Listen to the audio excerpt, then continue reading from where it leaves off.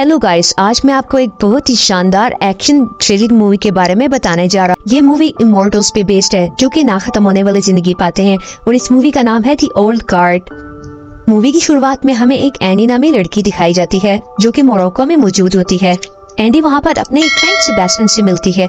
इससे मिलने के बाद वो अपनी एक हाइड आउट की तरफ जाते हैं जहाँ पे उसके बाकी टीममेट्स भी मौजूद होते हैं। उसकी बाकी टीममेट्स में निकी और जो मौजूद होते हैं और ये इन सब की एक फैमिली होती है। ये तमाम लोग इमॉर्टल्स होते हैं, मतलब इनकी जिंदगी ना खत्म होने वाली होती है और ये कई सौ सालों से एक दूसरे का साथ दे रहे होते हैं।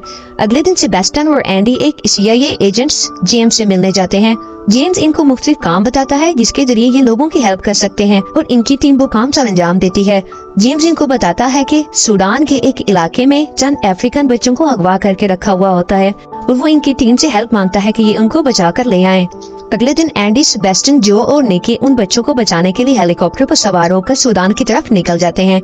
वो लोग अपनी पूरी तैयारी के साथ आए होते हैं और तमाम वेपन से लैस होते हैं। सूडान पहुंचने के बाद वो लोग रात का इंतजार करते हैं और मौके का फायदा उठाने के बाद उन लोगों के बेस में घुस जाते हैं। बेस में घुसने के बाद वहाँ पर कुछ गार्ड्स उन पर हमला कर देते हैं, लेकिन वहाँ पर उन्हें कुछ ज्यादा गार्ड्स नहीं नजर आते। लेकिन जैसे ही वो उनके सीक्रेट बेस में घुसने लगते हैं और बेसमेंट में दाखिल होते हैं तो देखते हैं कि वहाँ पर कुछ असले से लैस गार्ड मौजूद होते हैं और वो गार्ड निकलते ही उन पर शूट करना शुरू कर देते हैं और जैसे वो उन पर शूट करते हैं वो सब जमीन पर गिर जाते हैं।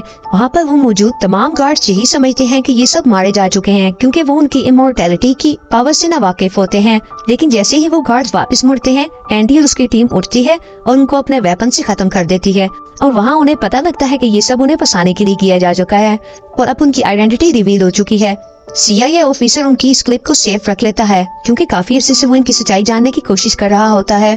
दूसरी तरफ एंडी और उसकी टीम डिसाइड करती है कि अब उनको अंडरग्राउंड हो जाना चाहिए क्योंकि उनकी आइडेंटिटी रिवील हो चुकी है। दूसरी तरफ हमें अफगानिस्तान में US आर्मी का एक दस्ता दिखाया जाता है और यहाँ पे हमें एक नाइल नामी एक और लड़की दिखाई जाती है जो कि अपने आर्मी फेलोज के साथ एक मिशन पर मौजूद होती है। वहाँ नाइल एक टेररिस्ट को ढूंढने के बाद उस पर शूट करती है और जैसे ही वो शूट करती है तो उसे बचाने की कोशिश करती है। वो टेररिस्ट मौके का फायदा उठाते हुए चाकू से उसकी गर्दन पर वार करता है। इसके बाद नाइल का खून बह जाने की वजह से वो वहाँ पर बेहोश हो जाती है। ये सारा वाकया एंडी और उसकी टीम को उसके ख्वाब में दिखाई देता है कि किस तरीके से नाइल की वहाँ पर मौत हुई है। वहीं पर दूसरी तरफ नाइल को भी एंडी और उसके टीममेट्स के बारे में ख्वाब आता है और वो भी परेशान हो जाती है। लेकिन वो उठती है तो वो देखती है कि उसकी गर्दन बिल्कुल ठीक है। उसकी गर्दन का निशान चंद ही घंटों में खत्म हो गया है। ये देखने के बाद नाइल के टीममेट्स बहुत परेशान हो जाते हैं और उसे हैरानकुन नजरों से देखने लगते हैं। दूसरी तरफ लंदन में मौजूद एक स्टीवन मैरिक नामी फार्मासिस्ट अपनी कंपनी की प्रेजेंटेशन दे रहा होता है। स्टीवन की कंपनी स्पेसिफिकली ह्यूमन लाइफ को इंक्रीज करने पर काम करती है और जिसके लिए वो कोई भी कदम ले सकते हैं। जेम्स स्टीवन को उन ओल्ड गार्ड्स की वीडियो दिखाता है। इसे देखने के बाद स्टीवन बहुत हैरान हो जाता है। वो जेम्स से कहता है कि उसे किसी भी कीमत पर ये पूरा ग्रुप चाहिए ताकि वो इस पर अपनी इन्वेस्टिगेशन कर सके। दूसरी तरफ नाइल का ऑफिसर उसे फर्दर टेस्ट के लिए जर्मनी जाने को कहता है। इस पर नाइल काफी परेशान हो जाती है और इस परेशानी में वो अपने एयरफोर्स लगाकर अपने गाने सुनने लगती है।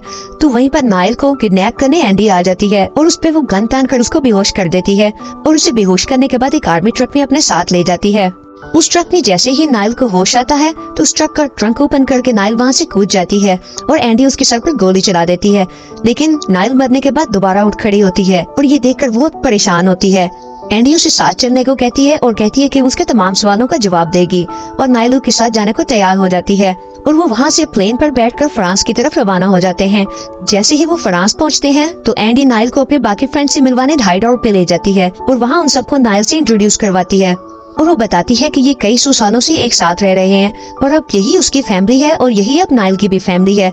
इसी के साथ साथ एंडी बताती है कि ये पावर हमेशा के लिए नहीं होती, ये इमॉर्टैलिटी कभी भी खत्म भी हो सकती है और वो बताती है कि इसी वजह से उसने अपने एक दोस्त को भी खो दिया है। इसकी इमॉर्टैलिटी खत्म हो चुकी थी और वो उसे याद करके काफी उदास हो जाती है। अगली रात नाइल उठती है और बताती है कि उसने एक बहुत ही अजीब ख्वाब देखा। वो अपने ख्वाब में एक लड़की को देखा।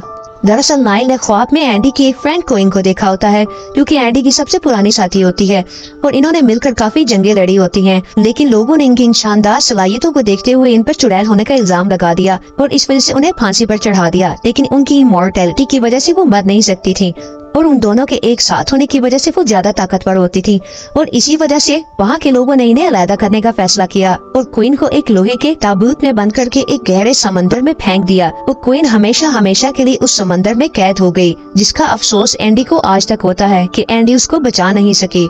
वहीं पर स्टीवन के आदमी उनके हाइडआउट पर हमला कर देते हैं और एंडी जब गन शॉट्स की आवाज सुनती है तो वो वापस अपनी हाइडआउट की तरफ भागती है, जहां वो देखती है कि सेबेस्टियन जख्मी हुआ पड़ा है और वो अपने बाकी टीममेट्स को बचाने के लिए भाग जाती है और ये सारा मामला जेम्स मॉनिटर कर रहा होता है। एंडी उन लोगों से फाइट कर रही होती है जबकि एक बंदा उसके कंधे पर चाकू मारता है, लेकिन एंडी उन सबको खत्म कर देती है और नाइल को लेकर वहाँ से भाग जाती है। दूसरी तरफ जो और निकी स्टीवन के आदमियों के हाथ चढ़ जाते हैं और वो उनको वहाँ पे खूब मारते हैं, लेकिन जो और निकी उस ट्रक में मौजूद तमाम गार्ड्स को खत्म कर देते हैं। जैसे ही उनकी बस एयरपोर्ट पर पहुँचती है और गार्ड वो दरवाजा खोलता है तो देखता है तमाम गार्ड्स मरे हुए हैं। ये देखने के बाद वो जो और निकी को पकड़ लेते हैं। दूसरी तरफ एंडी, सेबेस्टियन और नाइल एक और हाइडआउट की तरफ चले जाते हैं। ये एंडी की सबसे पुरानी हाइडआउट होती है, जहाँ पे उसके तमाम पुराने वेपन्स भी पड़े हुए होते हैं। वो जेम्स की लोकेशन का पता लगाते हैं और उसे पकड़ने का प्लान करते हैं। एंडी का जख्म अभी तक खड़ा नहीं होता, इसका मतलब उसकी इमॉर्टैलिटी खत्म हो चुकी होती है और अपनी वो ये बात अपने किसी भी फ्रेंड से शेयर नहीं करती। वो एक मेडिकल स्टोर पर जाकर अपना ट्रीटमेंट करवाती है और अपने जख्म को बैंडेज लगवाती है और अपनी इमॉर्टैलिटी का सोचकर अपने दोस्त की मौत याद आ जाती है, जो कि इमॉर्टैलिटी की वजह से मर गया था और एंडी उसको बचाने के लिए कुछ भी ना कर सकी। दूसरी तरफ स्टीवन जो और निकी को अपनी कंपनी में ले आता है और वहाँ पर वो उन पर डिफरेंट तजर्बे करता है। उनकी बॉडी से जीन्स और ब्लड के सैंपल ले लेता है ताकि वो उनकी असलियत को जान सके और उनको काफी तकलीफ देता है। ये सब देखकर जेम्स स्टीवन को रोकता है और उसे इन सबको छोड़ने को कहता है। इस पर स्टीवन उसे धमकाता है और कहता है कि वो बाकी सबको भी लेकर आए, वरना वो सबको मार देगा। दूसरी तरफ नाइल अपनी फैमिली को मिस करते हुए एंडी को अपनी फैमिली की फोटोज दिखाती है और वो बताती है कि एक आखिरी दफा अपनी फैमिली से मिलना चाहती है, जिसपे एंडी उसे कुछ नहीं कहती और उसे इजाजत दे देती है और जाते हुए उसे एक गन देती है ताकि वो अपनी हिफाजत कर सके। उसके बाद एंडी और सेबेस्टियन जेम्स को पकड़ने के लिए वहाँ से उसके घर की तरफ रवाना हो जाते हैं। रास्ते में जाते हुए नाइल को काफी गिल्ट महसूस होता है और वो कहती है कि उसे वापस जाके उनकी हेल्प करनी चाहिए। जब वो एंडी की दी हुई गन को निकालती है और देखती है कि ये गन खाली है और ये गन सेबेस्टियन ने एंडी को दी थी, वो समझ जाती है कि एंडी खतरे में है। दूसरी तरफ एंडी जेम्स के घर में दाखिल हो जाती है और उस पर गन तान लेती है। इतने में पीछे से सेबेस्टियन एंडी पर फायर कर देता है और एंडी के गिरते ही सेबेस्टियन उसको बांध देता है और उसे कहता है कि ये सब वो हम सबके भले के लिए कर रहा है ताकि वो इस कंपनी के थ्रू इस दर्दनाक लाइफ से निकल सके और सुकून की मौत मर सके। लेकिन तभी उसे पता चलता है कि एंडी की इमॉर्टैलिटी अब खत्म हो चुकी है और ये देखकर वो बहुत परेशान हो जाता है। अभी वो इसी परेशानी में होते हैं कि वहाँ स्टीवन के आदमी आ जाते हैं और स्टीवन मौके का फायदा उठाते हुए उन दोनों को अरेस्ट कर लेता है और अरेस्ट करके अपनी कंपनी में ले जाता है। वहाँ वो एंडी और सेबेस्टियन को जो और निकी के साथ बांध देते हैं और उन दोनों को भी एक्सपेरिमेंट के लिए यूज करते हैं। वहाँ वो एक दूसरे को देखकर बहुत परेशान हो जाते हैं। दूसरी तरफ नाइल जेम्स के घर में घुसकर उस पर बंदूक तान लेती है और उसे कहती है कि तुम्हें इस धोखे की सजा जरूर मिलेगी, लेकिन फ्रैंक उसे बताता है कि ये सिर्फ उनकी हेल्प के लिए कर रहा था और वो उसे सारी डिटेल्स बताता है कि ये उनको बचाना चाहता है। उसके बाद नाइल जेम्स के साथ मिलकर एक प्लान करती है जिसके जरिए वो उन सबको आजाद करवा सकते हैं। नाइल और जेम्स स्टीवन की कंपनी पर पहुंच जाते हैं। वहां दाखिल होने के बाद नाइल जेम्स से उसकी गन ले लेती है ताकि फिर से कोई वो धोखा ना दे सके। कुछ गार्ड्स नाइल पर बंदूक तान लेते हैं, उससे देखते ही उस पर गोली चला देते हैं और उसके गिरने के बाद उन्हें लगता है कि नाइल मर चुकी है और वो उसको डेड कंसीडर करते हैं। लेकिन जैसे एक गार्ड नाइल की तरफ जाता है, नाइल उठ खड़ी होती है और उन पर फायर चला देती है और उसके बाद वो अपने दोस्तों की तलाश में आगे निकल जाती है। जैसे ही वो आगे जाती है तो आगे उसको स्टीवन नजर आ जाता है, लेकिन स्टीवन को बचाने के लिए उसके गार्ड्स वहाँ पर आ जाते हैं और नाइल वहाँ से भाग खड़ी होती है ताकि वो अपने दोस्तों को ढूंढ सके और आखिर उसे एंडी और उसकी टीम मिल जाती है, जो कि नाइल को वहाँ देखकर काफी खुश होते हैं और नाइल उन सबको वहाँ से आजाद करवा देती है और वो फिर से इकट्ठे एक टीम बन जाते हैं। इकट्ठे होने के बाद वो सारे अपने हथियार पकड़ते हैं और स्टीवन को मारने के लिए वहाँ से निकल चलते हैं। वहाँ से निकलते ही गार्ड्स उन पर हमला कर देते हैं। एंडी की इमॉर्टैलिटी की वजह से उसके तमाम टीममेट्स उसको कवर रखते हैं ताकि एंडी को गोली ना लग सके और वो खुद फ्रंट पर रहकर एंडी की केयर करते हैं। लेकिन एंडी की हालत आहिस्ता आहिस्ता खराब होती जा रही होती है। तभी वहाँ पर एक बॉम्ब ब्लास्ट होता है और एंडी की हालत मजीद खराब हो जाती है, लेकिन एंडी हार नहीं मानती और वहाँ से आगे बढ़ती रहती है। दूसरी तरफ स्टीवन डरकर अपने कमरे में छुप जाता है। उसके कमरे में तमाम गार्ड्स डोर पर एम करके बैठे होते हैं कि वो वहाँ से आए और इन पर गोलियां चला दें। लेकिन तभी जो पीछे की तरफ के शीशे से उसके रूम में दाखिल होता है और आते ही उन पर गोलियां चलाना शुरू कर देता है। तभी उसके बाकी टीम मेंबर्स भी उस रूम में दाखिल हो जाते हैं और उन तमाम गार्ड्स को मार गिराते हैं।